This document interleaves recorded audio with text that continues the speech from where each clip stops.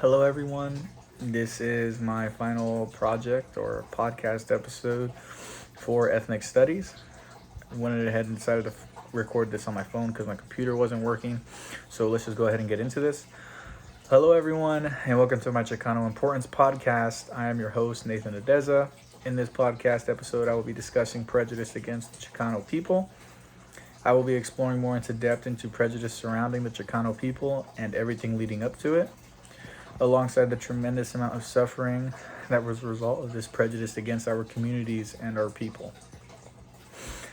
I myself, as a part of the Chicano community, have faced prejudice in my life in the past as a child, and even in my early teens, which really opened up my eyes to how the world can have some harsh individuals, and in it, even some dangerous. When I was a young boy, me and my brother had to walk to school because my mom, unfortunately, was working two jobs at the time and was gone most of the day. And we, at the time, lived at my aunt's house, in a room, I should say. My aunt was super gracious and was gracious enough to give up her kid's room to allow us to live in it while my mom got back on her feet. And so this resulted in my brother and I every single day waking up around 6 o'clock in the morning in order to shower, get ready for school, get our clothes, and leave around 6:30 to get to school by 7 to make sure we were on time. And my mom, occasionally, if she had money spare lying around, she would give us money to get a snack, whether it was the occasional Winchell's, whether it was Mexican bread at the bakery across the street, which something we really look forward to at the time. Mentioning we didn't really have much, so this was something that really brought joy to us. And one morning, my brother and I had stopped at a place that sells Mexican bread, or pan, if you will, and in front of us was a tall, burly man in line. He was not Hispanic, he was white, and at the time he was arguing with one of the employees of the bakery, about not giving him the right bread. And he had made a rude remark about the employee, and it goes something like this: "Great, you can't even speak English," as if I couldn't tell already. And this remark was not only incredibly rude, but almost racist. And at the time, I remember remembering this so vividly because at the time I had thought to myself, wow, how can someone be so inconsiderate, considering that this is a grown man? And I think that the situation could have been handled better, but also, like I said, this really did show me how the world works and how people, and respect is a very big thing. And this leads me into my first point, which I wanted to bring up, is the negatives and positives that were a result from cultural assimilation and the implications it can have on the Chicano people's identity and our communities. The negatives of cultural assimilation that the Chicano people faced was, for the most part, negative, in the sense that a lot of families have lost the touch to their cultures and may or may not celebrate traditional holidays or participate in traditional roles. And I don't mean by celebrating Christmas you're not being traditional. I mean in the sense that maybe we're making white rice instead of Mexican rice. Maybe we are cutting the rosca, or we're not cutting the rosca every year instead of we do.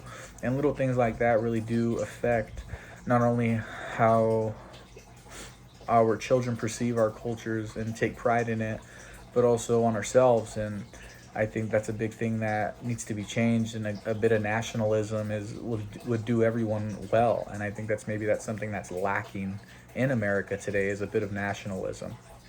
And this can lead to negative family dynamics that can become dysfunctional because it can be unfamiliar to the parents of the child because of the difference in culture. I mean, if you were a first-time immigrant and you were sending children to school, and maybe they came back saying something, doing something, or learning something that you don't exactly agree with, or maybe you don't think is culturally appropriate, is all leading to that dysfunctional relationships that maybe a lot of people do experience with even their own children because of, like I said, the culture shock.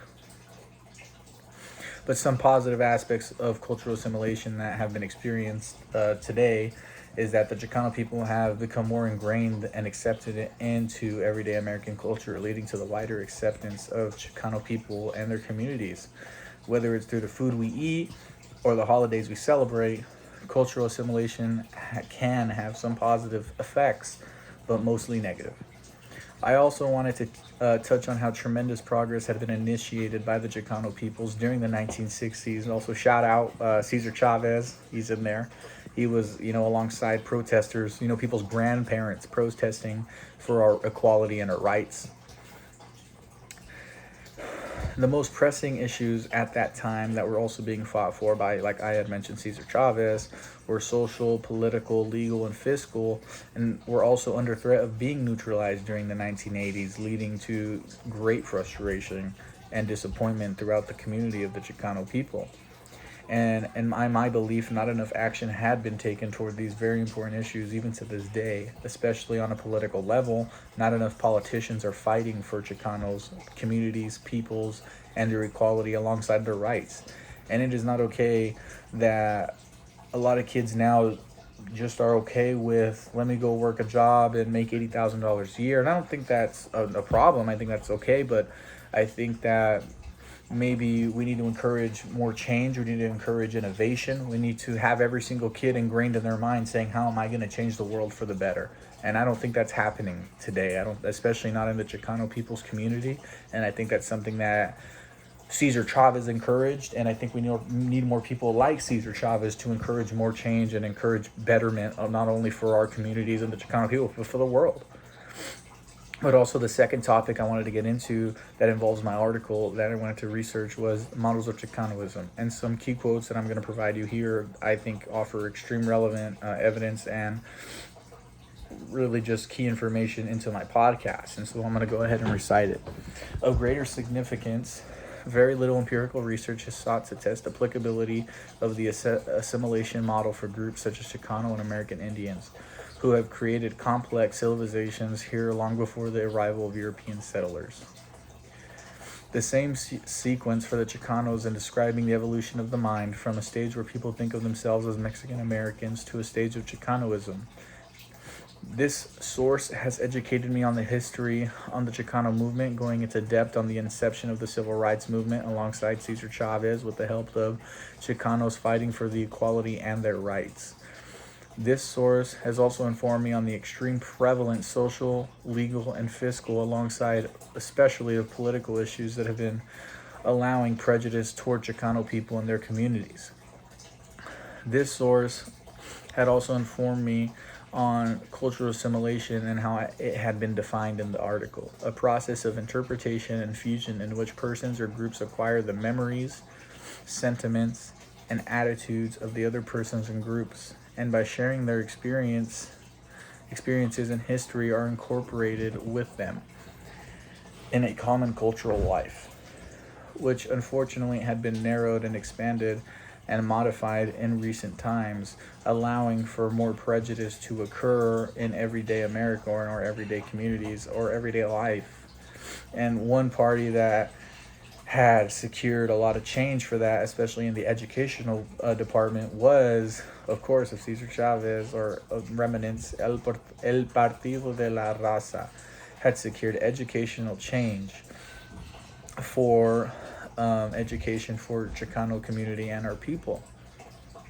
And also another big thing I wanted to touch on is that Mexicans and Hispanics, for the most part, were incorporated into the United States early in our history, largely through military conquest, which led to this almost forced cultural assimilation, if you will, that led to one moment I'm in Mexico and the next moment I'm in America, because of this war. And that really had led to that whole, these people we went ahead and took their land, but we were looked down on as less when, now because of Cesar Chavez and because of the actions taken, we're creeping up, and we're getting there. Don't get me wrong, we're still there's still things that we do face that I had mentioned before, but we're getting there. And as mentioned before, I think that the encouraging and ingraining it in kids to encourage positive change, educated change, is really going to be a big step to that. And also being in touch with your culture and having some nationality, and not in a bad way, but in a good way, to take pride in your culture and take pride in, everything you do. And I think that's something also that is very, very important in how we're going to solve this issue of prejudice, not only against us as Chicano and our community and our people, but everywhere. And in its entirety, Prejudice against the Chicano population is getting better, but still faces tremendous struggle.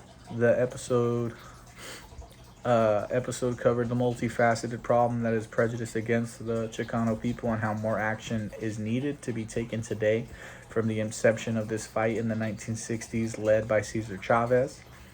I have included important information, relevant pieces of evidence, and quotes in order to further examine the topic of prejudice against our communities, against our people that identify as Chicano. And I just wanted to take a moment to thank everyone here listening to me, especially you, Miss Olivia, for letting me rant to you and talk your ear off for around 10 minutes of their life. And I hope you're able to learn a thing or three about the deeper issue that is prejudice against the Chicano people. A few organizations and people are pushing for the betterment of the Chicano people and their lives, such as the late Cesar Chavez, who had made a tremendous contribution to us as people and our communities and our rights. Alongside our liberties of the Chicano people, many politicians fighting tirelessly to end this battle, but fighting continuously for the betterment of not only us as people, but our communities and everyone that identifies as Chicano people. Thank you so much. I appreciate everything, especially you, Miss Olivia. Thank you so much for everything. The class, it was amazing. I appreciate you. And I just want to say thank you so much for everything. Bye-bye.